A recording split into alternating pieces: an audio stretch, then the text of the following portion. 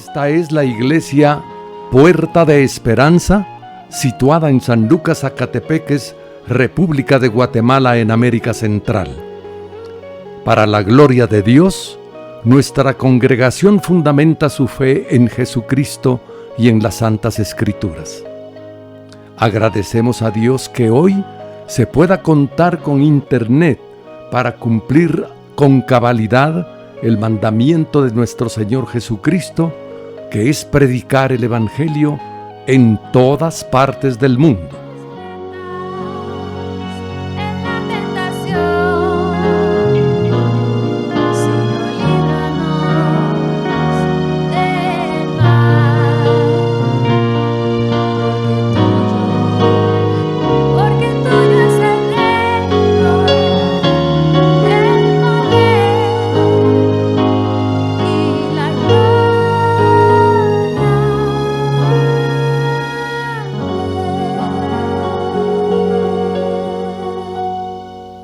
Con mucho agrado, ofrecemos hoy la prédica de nuestro pastor general, el licenciado Gustavo Adolfo Bonilla.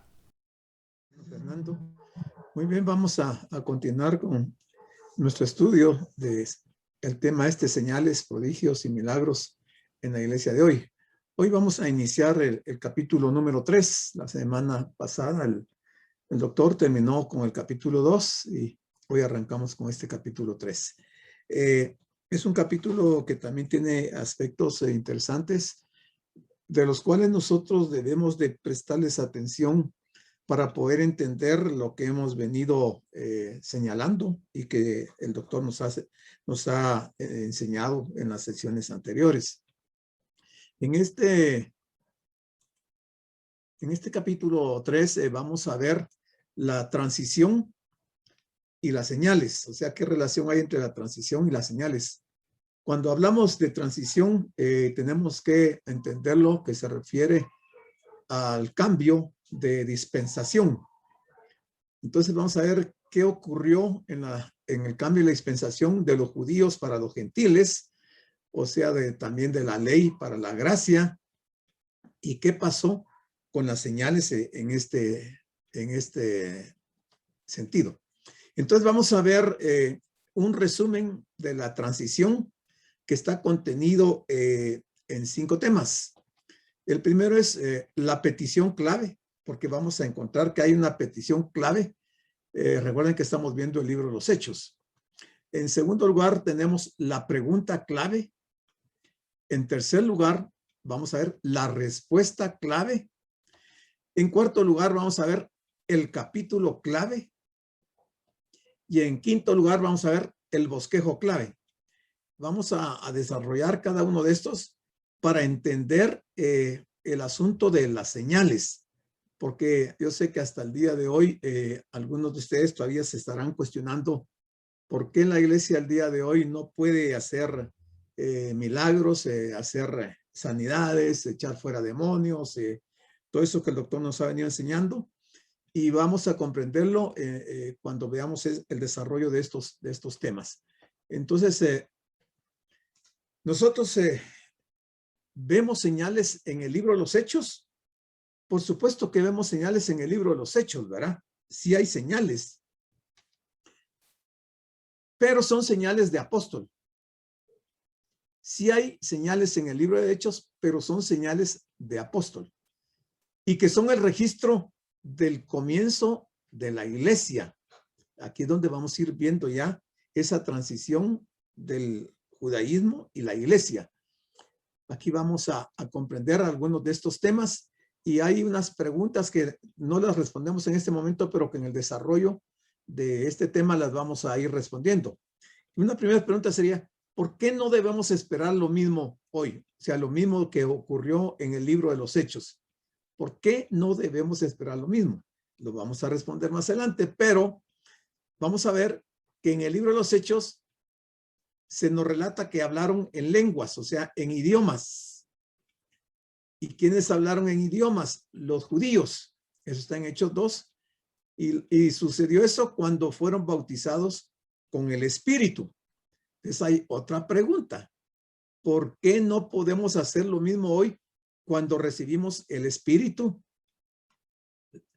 Los líderes de la iglesia de Hechos sanaron a los enfermos, echaron fuera demonios, etcétera, etcétera. Si ustedes se dan cuenta, ya llevamos mencionados aquí el hablar en lenguas, las sanidades y echar fuera demonios. Y están de por medio estas preguntas: ¿por qué no debemos de esperar lo mismo hoy? ¿Por qué no podemos hacer lo mismo hoy cuando recibimos el Espíritu? Y viene otra pregunta: ¿por qué no pueden hacer lo mismo nuestros líderes de hoy? Y lo vamos a responder, y el libro de Hechos nos da todas estas respuestas a estas preguntas. ¿Por qué no podemos tomar el libro de Hechos como un patrón para nosotros hoy en día? Bueno, de eso trata este capítulo número 3, y en sus diferentes secciones vamos a ir respondiendo cada una de estas preguntas. Entonces, estas son algunas de las preguntas comunes hoy en día acerca de lo que Dios registró y preservó en el libro de Hechos. En este capítulo, o sea, este tercer capítulo, trataremos de contestar todas estas preguntas y aclarar todas las dudas en cuanto a este libro sumamente importante del Nuevo Testamento. Yo creo que la mayoría de nosotros cuando terminemos de ver este capítulo, nos vamos a dar cuenta que ni siquiera pasaba por nuestra mente lo que contenía el libro de Hechos cuando ya se analiza a profundidad. La primera cosa en que tenemos que fijarnos es en el título del libro que pretendemos analizar. Aquí arranca y empieza la respuesta a las preguntas que vimos, y lo que tenemos que fijarnos es el libro de el título de este libro que estamos analizando. Entonces, dice el siguiente tema: debiera ser tan obvio que uno no tendría que decirlo, pero hoy día no es así. El título completo de este libro, el libro de Hechos, el título completo, y que nos da respuesta a algunas preguntas, es el libro de los Hechos de los Apóstoles. Hechos de los Apóstoles. No dice que sea hechos de los diáconos, de las diaconisas, ni mucho menos del pueblo de Dios, sino que son libro de Hechos de los Apóstoles. Por eso es que no podemos tomarlo como patrón para nuestros días, o simplemente los Hechos de los Apóstoles. Así es como se llama este libro que estamos mencionando.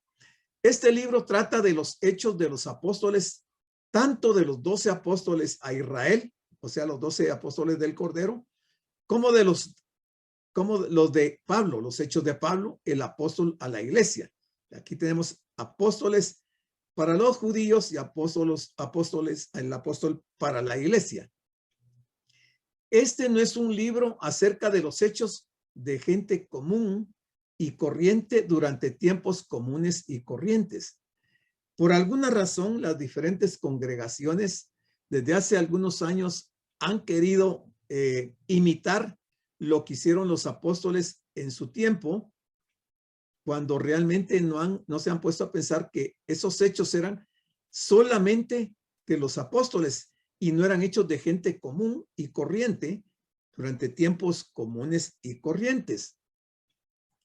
Es el registro de un tiempo especial cuando Dios estaba trabajando de manera especial a través de hombres especiales, los apóstoles.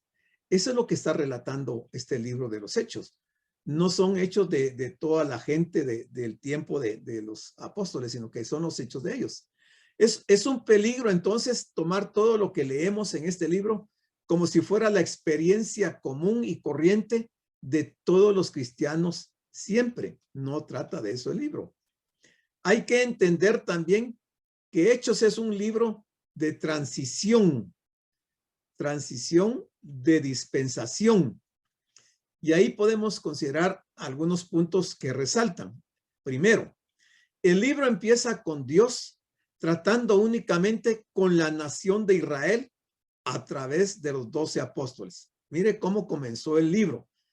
Dios tratando únicamente con la nación de Israel, no con los gentiles, no con la iglesia, a través de los 12 apóstoles que ya hemos mencionado. Pero termina con el Señor, dejando a su pueblo escogido, o sea, a Israel, al lado para ir a los gentiles con el mensaje de la salvación, y lo hace a través del apóstol Pablo. En segundo lugar, debemos considerar que empieza con Israel y termina con la iglesia, el libro de los Hechos. Empieza con los judíos y termina con los gentiles. Cuarto, empieza con los 12 apóstoles judíos a la nación de Israel y termina con Pablo, el apóstol de los gentiles y de la iglesia. Algo drástico sucede en la historia del libro de Hechos para llevar a cabo esta transición dispensacional. Aquí se marca ya claramente que cuando estamos hablando de transición, se refiere a una transición dispensacional. ¿Qué es una dispensación? Una dispensación es un periodo de tiempo en donde Dios ha tratado con el ser humano y le ha establecido un pacto y normas de conducta, y ante el fracaso del hombre para cumplir con las condiciones de los diferentes pactos, entonces terminan las dispensaciones. En la historia podemos decir que existen 7 dispensaciones. Nosotros nos encontramos en la 6ª dispensación, quedando únicamente una dispensación por terminar para completar la totalidad de las dispensaciones. Entonces dice, para llevar a cabo la transición dispensacional de Israel a la iglesia. Con esto en mente, entonces analicemos esta transición que sucede en el libro de los Hechos de los Apóstoles. Entonces aquí vamos a empezar ya a desglosar este estudio. Entonces habíamos mencionado que hay una petición clave. Por ahí arranca esta transición. Hay una petición clave y vamos a ver cuál es esa petición clave. Y es clave porque tiene que ver para poder entender lo que se explica acá. Para entender lo que está pasando en el libro de Hechos, tenemos que empezar al final de los evangelios. Ahí debemos de empezar. ¿Qué pasó al final de los evangelios? Bueno, que Cristo fue crucificado, ¿verdad? Que Él fue crucificado, resucitó y ascendió al cielo. Y ahí en esa crucifixión hay algo importante que tenemos que considerarlo. Algo que Él dijo estando en la cruz. Y es lo siguiente. Jesús decía, Padre, perdónalos porque no saben lo que hacen. Yo creo que la mayoría de nosotros tendremos alguna idea a qué se refería el Señor cuando le está diciendo al Padre que perdone a los judíos porque no saben lo que hacen. Pero vamos a ver, como estamos viendo la petición clave, vamos a ver cuál es la petición clave y por qué estas palabras de esta oración del Señor que la encontramos en Lucas 23:34.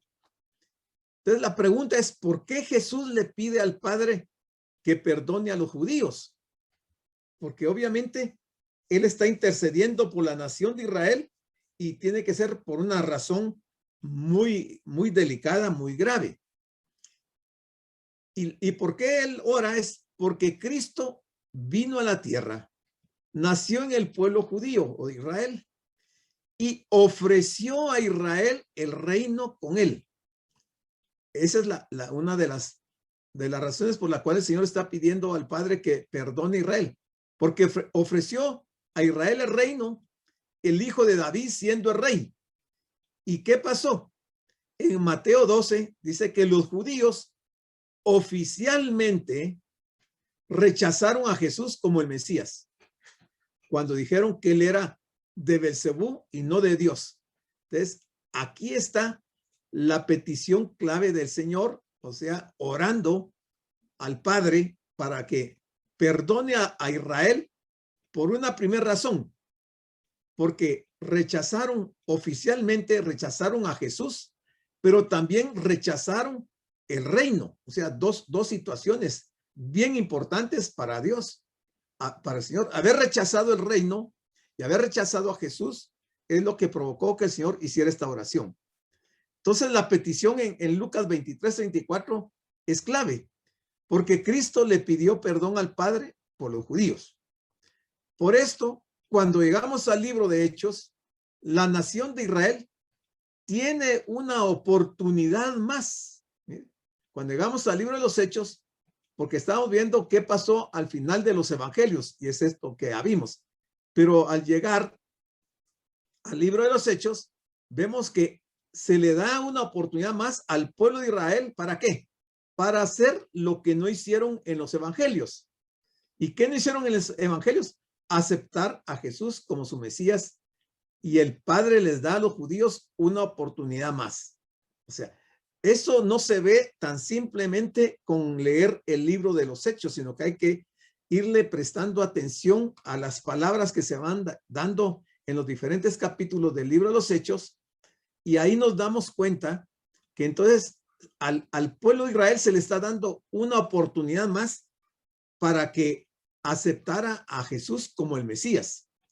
Pero vimos que no aprovecharon, sino que ellos oficialmente rechazaron al Mesías. Y esto tuvo consecuencias nefastas, no solamente para el pueblo de Israel, sino que para todas las naciones, en donde entramos nosotros también. Por lo tanto, en la primera parte de Hechos, vemos a los 12 apóstoles judíos ofreciéndole a Israel el reino una vez más. En la primera parte del libro, lo que vemos es a los 12 apóstoles ofreciéndole a Israel el reino una vez más. Esto lo debemos de señalar muy bien y resaltarlo, porque si no lo hacemos así, no entendemos el libro de los Hechos. Ellos predican a Jesús como el Mesías, el que reinará sobre el pueblo judío sentado en el trono de David. Esa fue la prédica de los apóstoles en la primera parte del libro de los Hechos. Así que en los primeros capítulos del libro de los Hechos, los israelitas tienen una oportunidad más de aceptarlo o de rechazarlo. Esta es la petición clave. Ahora, si pasamos a la pregunta clave, vamos a ver lo siguiente. Y esta pregunta viene de parte de los 12 apóstoles. Y la pregunta es: Señor, ¿restaurarás el reino a Israel en este tiempo? Ya vimos la petición clave. Ahora estamos viendo la pregunta clave. De todo esto depende el desarrollo de todo el libro de los Hechos y de la historia, no solo de Israel, sino que de la iglesia y del resto de las naciones. Esto lo encontramos en Hechos 1:6, cuando los discípulos le dicen al Señor: Señor, ¿restaurarás el reino a Israel en este tiempo? Ellos quieren saber si Jesucristo va a tomar el trono de David y va a reinar en Israel, como dicen las profecías. Y encontramos por lo menos en 2 Samuel 7:12 esta profecía. Y cuando tus días sean cumplidos y duermas con tus padres, yo levantaré después de ti a uno de tu linaje, el cual procederá de tus entrañas, y afirmaré su reino. O sea, estaba hablando del reino eterno, el reino de Jesús. El reino de Jesús, que se hubiera establecido en aquel tiempo dependiendo de la respuesta que los judíos dieran a la pregunta clave. Y entonces la respuesta determinó la actitud de Dios, no solo para Israel, sino que para la iglesia y para todas las naciones. O sea, esto marcó una etapa muy especial en la historia del mundo y en la historia del reino del Señor, y con consecuencias, pero de veras bien especiales. Cuando los apóstoles le hacen esta pregunta a Jesús, ellos saben bien que solo les queda una semana de años. Miremos esto es importantísimo. Cuando ellos hacen esa pregunta, por lo menos los apóstoles sabían que les quedaba solamente una semana de años. ¿Por qué sabían que solo les quedaba una semana de años? Porque lo habían leído en la profecía de Daniel, capítulo 9, versículos 24 al 27. Y vamos a ver qué era lo que decía esta profecía. Pero los apóstoles están conscientes que ya han pasado 69 semanas desde el momento en que el Señor murió en la cruz, y entonces faltaba una semana para las 70 de la profecía de Daniel. Entonces la pregunta de ellos iba encaminada a saber qué va a pasar, porque ya solo queda una semana. Lo que no saben es que las decisiones del pueblo de Israel prorrogaron no solamente por 7 años el cumplimiento de las 70 semanas, sino que se prorroga hasta el día de hoy. Y vamos a verlo. Dice Daniel 9:24. Y después de las 62 semanas, habla de las 62 semanas porque la primera parte de esta profecía hablaba de 7 semanas. O sea, 7 semanas para edificar los muros y la ciudad de Jerusalén, más las 62 semanas, que decía que al final de las 62 semanas se le iba a quitar la vida al Mesías. Ahí se completaban las 69 semanas y se le quitaría la vida al Mesías. Entonces, los judíos, los apóstoles y muchos de sus seguidores sabían que estaban justamente en el periodo de cumplimiento de la semana 69 de la profecía de Daniel. Y decía que se quitaría la vida al Mesías, mas no por sí. Y el pueblo de un príncipe que ha de venir destruirá la ciudad y el santuario. Y su fin será con inundación, y hasta el fin de la guerra durarán las devastaciones. Y mire lo que sigue. Y por otra semana, o sea, la última semana, o sea, la semana 70, confirmará el pacto con muchos, pero que a la mitad de la semana iba a hacer cesar el sacrificio y la ofrenda. Esto era lo que realmente les preocupaba en ese momento a ellos, porque ya las 69 semanas se habían cumplido con la muerte del Mesías, y entonces ellos esperaban la parte de esta profética donde decía que se iba a confirmar el pacto con muchos a la mitad de la semana y que se iba a hacer cesar el sacrificio de la ofrenda. Y de ahí se desprenden una serie de eventos históricos y escatológicos que realmente la decisión de los judíos sirvió para que Dios tomara una decisión importante hasta el día de hoy. Los discípulos saben bien que ya se le quitó la vida al Mesías en la crucifixión. Entonces también saben que solo les queda una semana de años, de 7 años. Más en la profecía, dice, hasta el establecimiento del reino eterno del Mesías. Entonces, ellos le estaban preguntando que si iba a restablecer el reino en esos días, en Hechos 1:6, que lo acabamos de ver. Le preguntaron, Señor, que si iba a restaurar el reino en ese momento, porque ellos sabían que eso estaba establecido en la semana número 70, el establecimiento del reino eterno del Mesías. Y era lo que ellos esperaban que ocurriera. Pero ese evento del establecimiento del reino tenía que ver con la decisión del pueblo de Israel. O sea, también lo que llamamos el milenio. Eso se hubiera dado si la respuesta del pueblo de Israel al Señor hubiera sido diferente. Si hubieran creído en Jesús como el Mesías, desde aquel tiempo hubiera dado principio el reino eterno del Mesías. Y mire cómo va. Esto era determinante para la historia de Israel. Su pregunta sobre la restauración del reino físico a Israel es perfectamente razonable y también es perfectamente bíblica, porque está dicho en la profecía que esto va a ocurrir en la semana número 70. Entonces hay que entender también que en los primeros 8 capítulos de Hechos, oiga, hay que entender que en los primeros 8 capítulos de Hechos nadie sabe nada sobre la iglesia.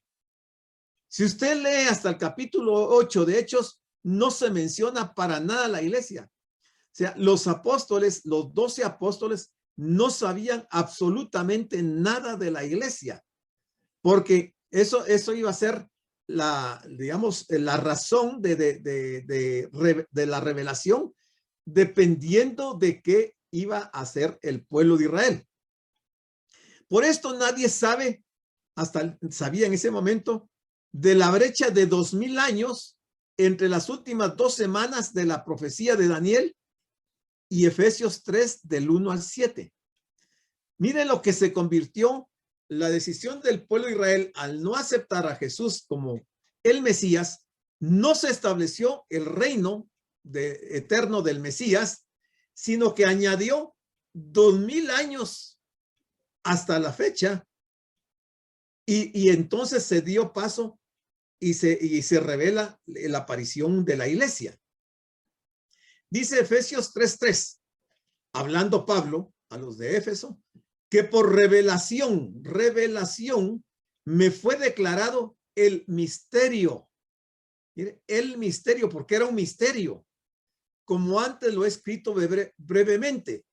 Hasta aquí, hasta este punto, nadie podía saber a qué misterio se estaba refiriendo Pablo. Pero en el versículo 4 dice, leyendo lo cual podéis entender cuál sea mi conocimiento en el misterio de Cristo. El misterio de Cristo. Mire cómo va la profecía, va desarrollándose de tal manera que se van dando otros elementos para que la gente vaya entendiendo lo del misterio, el misterio de Cristo. Versículo 5 de Efesios 3 dice, misterio que en otras generaciones no se dio a conocer a los hijos de los hombres. Ese misterio no se dio a conocer, como ahora es revelado a sus santos apóstoles y profetas por el Espíritu. O sea, la venida del Espíritu lo que hizo fue revelar ese misterio del cual los apóstoles y todo el pueblo de Israel no lo sabía, y se dio a conocer a los hijos de los hombres. Y el versículo 6 dice, el misterio consistía en que los gentiles son coherederos y miembros del mismo cuerpo y copartícipes de la promesa en Cristo Jesús por medio del evangelio. Obviamente está hablando de la iglesia, porque la herencia era inicialmente para el pueblo de Israel, pero el rechazo al Mesías hizo que ellos le cedieran ese beneficio a los gentiles y nos convertimos en coherederos con los judíos y miembros del cuerpo de Cristo. El cuerpo de Cristo es la iglesia, ¿eh? Y somos copartícipes de la promesa en Cristo Jesús por medio del evangelio. Y entonces termina Pablo diciendo en el versículo 7, del cual yo fui hecho ministro por el don de la gracia de Dios que me ha sido dado según la operación de su poder. O sea, si esto lo aislamos del libro de los Hechos, difícilmente vamos a poder entrelazar esas dos dispensaciones. ¿Y qué tienen que ver esas dispensaciones? El entrelazarse esas dos dispensaciones tiene que ver con las señales, lo que estamos viendo, y ahí es donde vamos a comprender por qué la iglesia el día de hoy no puede hacer las señales que hicieron los apóstoles. Primero, las señales que hizo Moisés. Segundo, las señales que hizo Cristo. Y tercero, las señales que hicieron los apóstoles. De ahí no hay nadie más haciendo señales. Así que en la pregunta clave de Hechos, vemos lo que está en juego con los primeros capítulos de este libro. El reino físico, oiga, el reino físico, no el reino espiritual. El reino físico de Israel restaurado con Cristo sentado sobre el trono de David. Esa es la pregunta clave. El reino físico de Israel restaurado con Cristo sentado sobre el trono de David. O sea, el trono físico del reino físico según Isaías 2, del 1 al 4. Entonces dice el siguiente texto. Vamos a ver la respuesta clave. O sea, había una petición clave, había una pregunta clave. Ahora veamos la respuesta clave. Dice, y les dijo el Señor a los discípulos, no os toca a vosotros saber los tiempos o las sazones que el Padre puso en su sola potestad. pero recibiréis poder cuando haya venido sobre vosotros el Espíritu Santo. Recordemos que hasta ese momento el Espíritu todavía no había descendido sobre nadie. Y me seréis testigos en Jerusalén, en toda Judea, en Samaria y hasta lo último de la tierra. Hechos 1 del 7 al 8. Les dice que no les toca a ellos saber cuándo vendrá el reino, pero sí les dice que prediquen. Eso sí les dice. No les dice que sí va a venir el reino, ni les dice que no, sino que les manda a predicar. O sea, la respuesta no es tan directa, tan categórica, decirles si se va a establecer el reino o no se va a establecer el reino. Los manda a predicar, los manda a ser testigos de él, de Jesús, como Mesías. ¿Por qué? Porque la venida del reino en los primeros capítulos de Hechos depende del arrepentimiento de los judíos. Mire, si los judíos se hubieran arrepentido y hubieran creído en el Señor, el reino se hubiera establecido desde aquel tiempo. Mire todos los eventos que han ocurrido a partir de ese tiempo y como resultado del rechazo que los judíos tuvieron hacia Jesús y las condiciones bajo las cuales ha vivido el pueblo de Israel, unas condiciones lamentables porque han sido perseguidos, han sido muertos, desaparecieron de su nación por más de casi 2000 años y andaban dispersos por todas partes. Los mataron desde el año 70 con la llegada de Tito Vespasiano. Ahí mataron más de 1 millón de judíos, quemaron el templo, destruyeron el templo no se volvió a reedificar hasta nuestros días.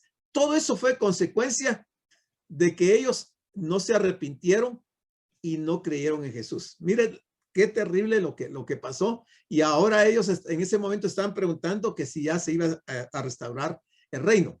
Entonces, Cristo les está diciendo a sus discípulos que el reino sí puede venir ya.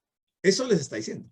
El reino sí puede venir ya, pero depende de la reacción de Israel a la predicación de ellos. Por eso es que dijimos que en los primeros 8 capítulos de los Hechos se le da la segunda oportunidad a Israel para que hubiera ocurrido esto.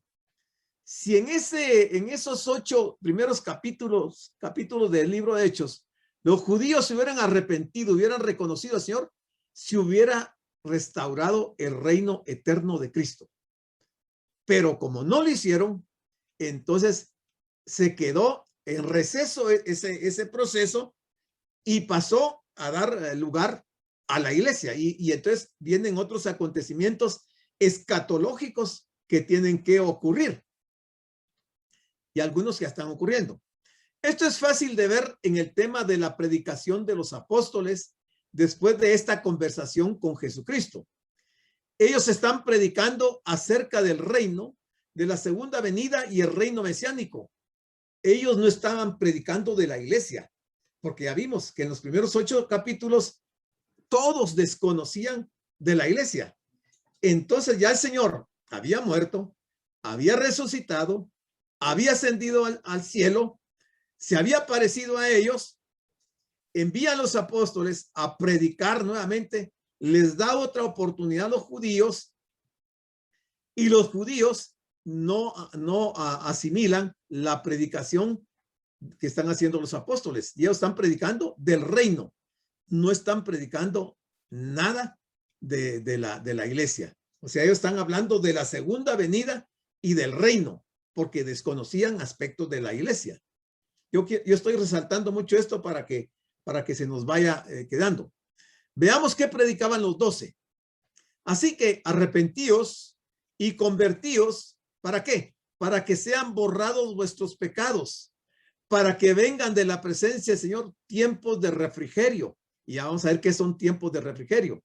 Y Él envíe a Jesucristo que os fue antes anunciado. Esto es lo que están predicando ellos, ¿no? Que se arrepientan, que se conviertan. ¿Para qué? Primero, para que se les perdonen los pecados. Segundo, para que vengan de la presencia del Señor tiempos de refrigerio.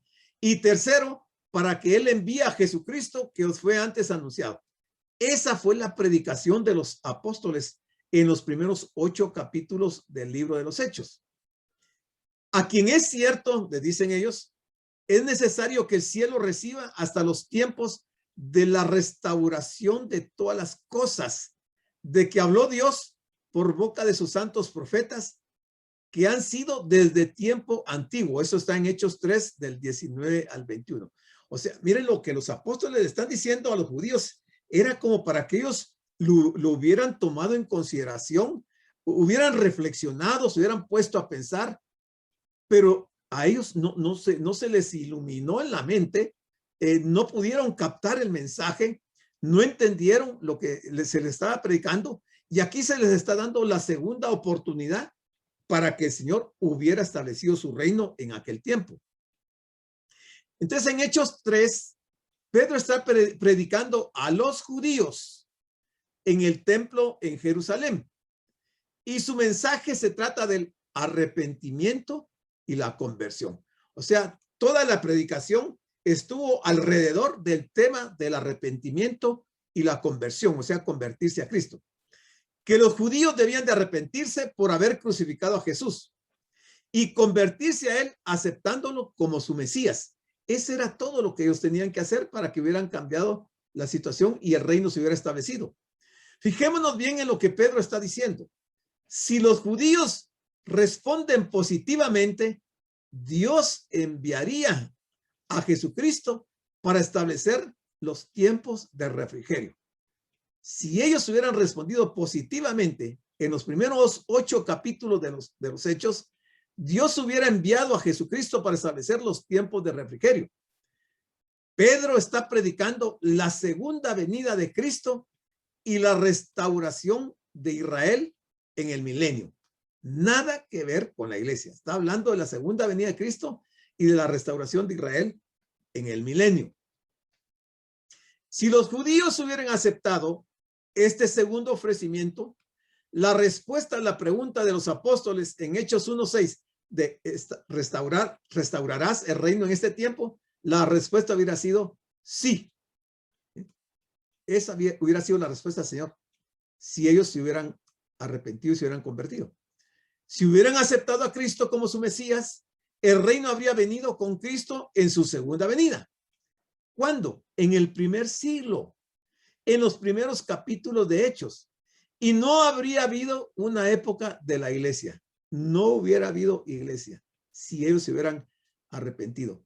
Por supuesto que si no hubiera habido iglesia, nosotros no existiéramos, hermanos, porque tal vez no hubiéramos podido nacer porque se hubiera terminado el tiempo de la escatología desde el primer siglo. O sea, no habría habido una brecha de 2000 años, la época de la iglesia, entre las últimas 2 semanas de la profecía de Daniel 9, 24 al 27. Los judíos rechazaron el ofrecimiento y así tomó lugar la transición del libro de Hechos de Israel a la iglesia. Aquí es donde se da la transición, y lo que hemos visto son las razones por las cuales se dio la transición de Israel a la iglesia. Ellos rechazaron rotundamente en 2 ocasiones el ofrecimiento de establecer el reino, y entonces surge la iglesia. Entonces, veamos el capítulo clave.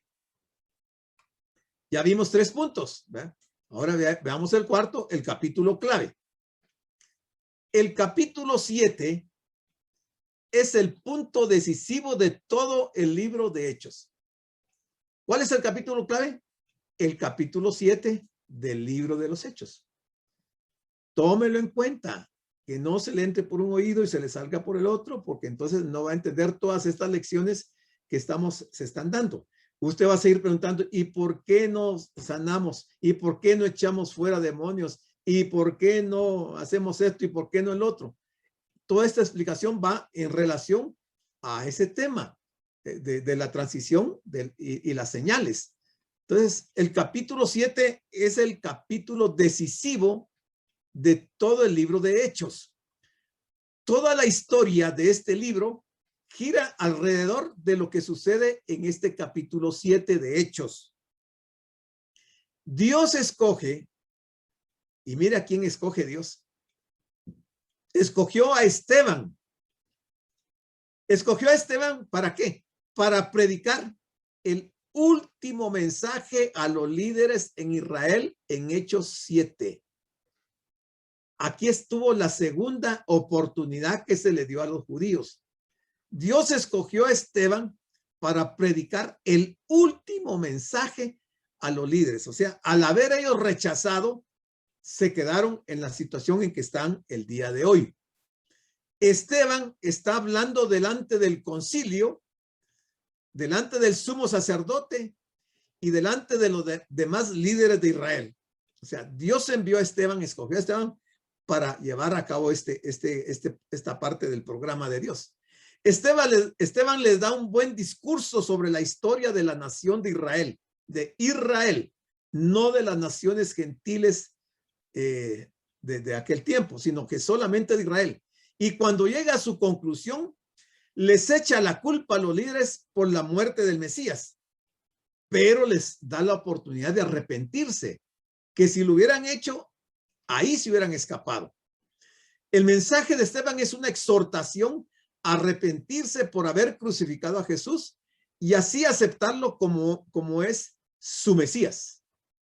No obstante, los líderes de Israel rechazan este ofrecimiento exactamente como lo rechazaron en los evangelios y matan en una segunda oportunidad al mensajero. En el primero mataron a Jesucristo, que fue el mensajero que les llevó esta noticia, y ahora matan a Esteban, que también era el último mensajero, ya para llevarles la última oportunidad a los judíos. A pesar de que Esteban, como Cristo en la cruz, Esteban hace exactamente lo que Cristo hace, mire, le pide perdón a Dios por lo que los judíos están haciendo. O sea, Esteban no está tanto pidiéndole a Dios que perdone a los judíos porque lo van a matar. Le está diciendo al Señor que perdone a los judíos porque rechazaron nuevamente a Jesucristo y rechazaron el reino, no quisieron reconocer a Jesús como el Mesías, y entonces al rechazar en esa segunda ocasión, prácticamente se condenaron. Ahí terminó la oportunidad.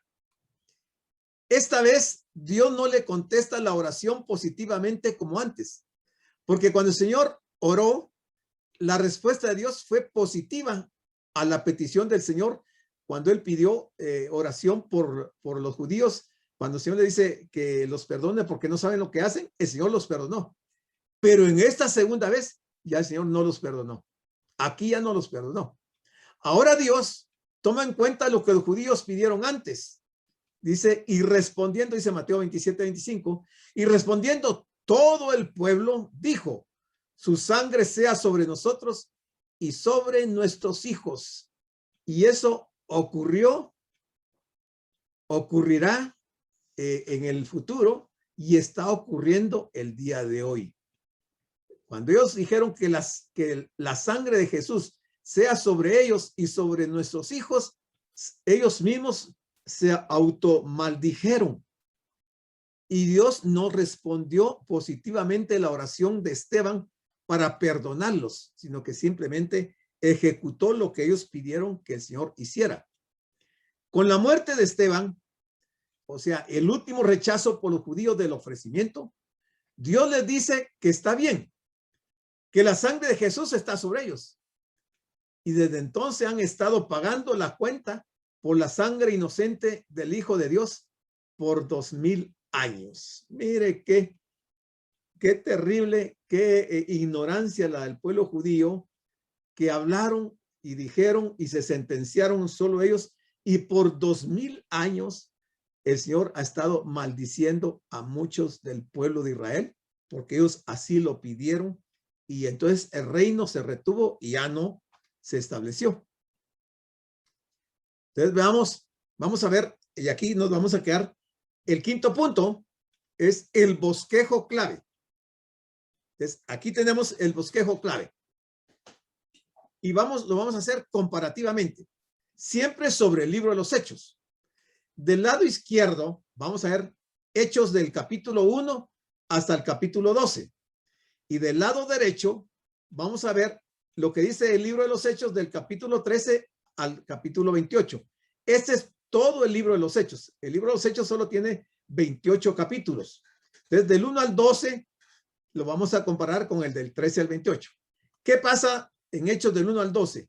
Los hechos, se relatan los hechos del apóstol Pedro entre los judíos. En Hechos 13, 28, los hechos del apóstol Pablo, ya no de Pedro, y ya no sobre los judíos, sino que entre los gentiles. Eso se ve claramente en esta comparación. ¿Qué pasa en Hechos 1:12? Los judíos rechazan el reino. ¿Qué pasa en Hechos 13:28? Los judíos, se establece la iglesia. Se da el establecimiento de la iglesia al rechazar el reino. En Hechos 13:28 aparece el establecimiento de la iglesia. En Hechos 1:12, Jerusalén es el centro. En Hechos 13:28, Antioquía es el centro. En Hechos 1:12, el mensaje es arrepiéntete. En Hechos 13:28, el mensaje es cree. En Hechos 1:12, se ofrece el reino. En Hechos 13:28, se aplaza el reino. Se dio el aplazamiento del reino. En Hechos 1:12, el último ofrecimiento, se da el último ofrecimiento a los judíos. En Hechos 13:28, se dan los primeros acontecimientos de la iglesia. Y finalmente, en Hechos 1:12 tenemos el reino de los cielos. Se ofrece el reino de los cielos a los judíos, o sea, el reino físico. En Hechos 13:28 se ofrece el reino de Dios, no el reino de los cielos, sino que el reino de Dios, que es espiritual, y se le ofrece a la iglesia. Aquí está bien clara la separación de acontecimientos que nos marca todo el libro de los Hechos, por lo cual esto era importante explicarlo para que entendamos por qué nosotros hoy no podemos asumir o tomar los privilegios que se les dio a los apóstoles en aquel tiempo, porque las señales se les dio para los judíos, no para los gentiles, ni menos para la iglesia. Entonces, al rechazar ellos el reino, se acabaron las señales y se acabaron los apóstoles. Y entonces ya empezó la iglesia y se fundó con el apóstol Pablo. Aún Pedro, en los capítulos finales de Hechos, de los primeros 12 capítulos, Pedro empieza a predicar algo con relación a la iglesia sin entender él, porque no se le había revelado el misterio de la iglesia, porque fue hasta a Pablo a quien se le reveló ese misterio de Cristo, el misterio de la iglesia. Bueno, todavía creo que podemos ver otro dato. Entonces veamos los detalles de la transición. Aquí vamos a hacer un poquito más desmenuzado el capítulo de los Hechos para ver de qué trata el libro de los Hechos. A pesar de que en esta sección vamos a ver unos detalles de la transición, no es nuestro propósito hacer un análisis completo del contenido del libro de Hechos, porque como ustedes vieron, el bosquejo es bastante corto, pero si ese bosquejo podía haber sido de 5 páginas y agarramos todos los acontecimientos, pero solo se tomó en el bosquejo los acontecimientos más importantes que resaltan entre la dispensación con los judíos y la dispensación en la iglesia. Así que en los comentarios que siguen, prestaremos atención a lo esencial para entender bien la transición de Israel a la iglesia. La primera parte del libro de Hechos tiene que ver con Pedro entre los judíos. Y la segunda parte del libro de Hechos tiene que ver con Pablo estableciendo iglesias entre los gentiles. Después del capítulo 7, que ya dijimos que el capítulo 7 es el capítulo clave para entender esto, vemos la transición. Después del capítulo 7 ya empezamos a ver la transición y se ve bien marcada en la gente que Dios alcanza una vez que los judíos han rechazado el reino. O sea, ahí se ve clarísimamente lo que está ocurriendo después del capítulo número 7. Entonces, el capítulo 1 de los Hechos, aquí ya vamos a ver todos los capítulos de los Hechos, no tan detalladamente, pero sí con un poquito más de información. El capítulo 1 habla de la ascensión y el reemplazo. ¿A qué se refiere esto? Cuando la historia de Hechos empieza, vemos a los discípulos reunidos en Jerusalén, la ciudad capital de Israel. Entonces, volvieron a Jerusalén, dice, desde el monte que se llama del Olivar, el cual está cerca de Jerusalén, camino de un día de reposo. Eso está en Hechos 1:12. Estamos analizando el capítulo 1. Entonces, dice que los apóstoles estaban en el monte del Olivar. Ahí fue cuando el Señor ascendió al cielo y el monte del Olivar estaba cerca de Jerusalén, camino de un día. Eso nos relata el capítulo 1. En ese capítulo 1, Pedro tiene un ministerio bastante específico porque Dios lo envió a ministrar a los judíos, no a los gentiles, ni tampoco a la iglesia, que en ese momento del capítulo 1 la iglesia todavía no existía. Y dice Gálatas 2, del 7 al 9. Antes, por el contrario, como vieron que me había sido encomendado el evangelio de la incircuncisión, hablando Pablo, como a Pedro el de la circuncisión. Ahí está claramente que Pedro tiene un ministerio dado por Dios y enviado a ministrar a los judíos, pero a Pablo a los gentiles, o sea, a los incircuncisos. Recordemos que en Mateo, Cristo le entregó a Pedro las llaves del reino, de los reinos, del reino de los cielos. No le entregó acá, dice, las llaves del reino de Dios, sino que le entregó a Pedro las llaves del reino de los cielos. ¿Qué es reino de los cielos? En este caso, es el reino físico de Israel. Esas fueron las llaves que el Señor le entregó a Pedro. Las llaves del reino físico de Israel, no el reino espiritual de la iglesia, que se llama el reino de Dios. O sea, para la iglesia es el reino de Dios, o sea, el reino espiritual. Para los judíos es el reino físico, el reino de los cielos. Y dice en Mateo 16, 19, y a ti te daré las llaves del reino de los cielos, y todo lo que atares en la tierra será atado en los cielos, y todo lo que desatares en la tierra será desatado en los cielos. ¿A quién se lo dijo? A Pedro. ¿Referente a qué reino? Al reino de los cielos.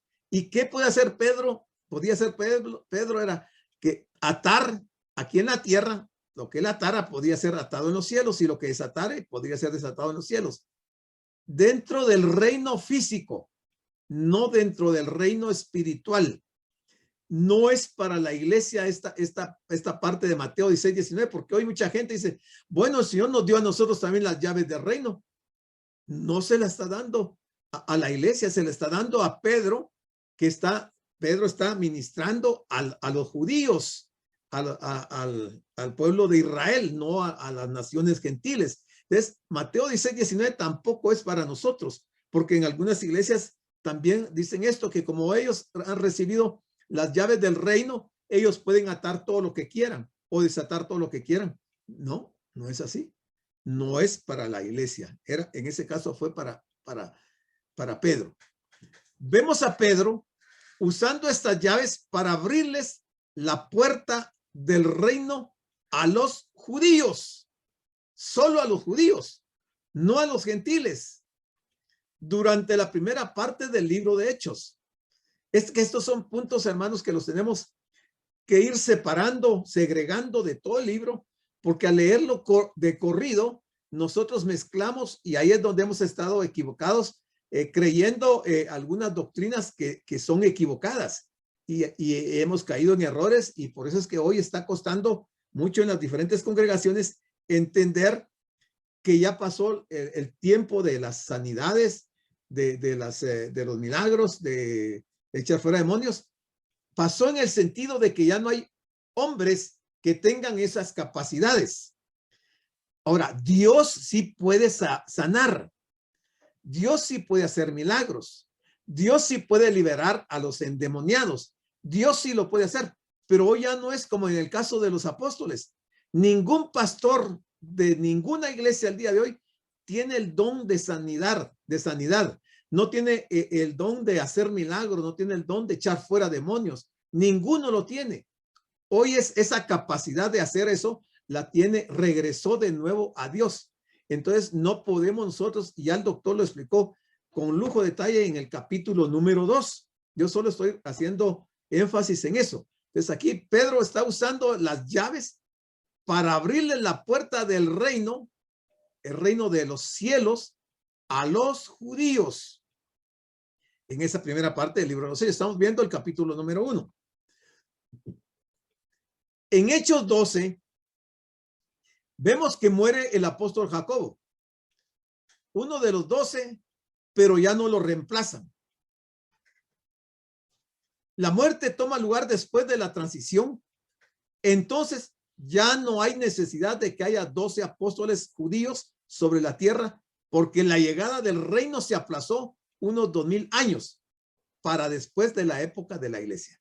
Hermanos, me llegó el tiempo, ya no puedo seguir. Nos vamos a quedar aquí en el capítulo 1, explicando lo que es el capítulo 1 del libro de los Hechos, y tal vez lo vamos a retomar el viernes a partir de esta diapositiva que estoy mostrando. Nos quedamos hasta aquí entonces y les dejo el tiempo.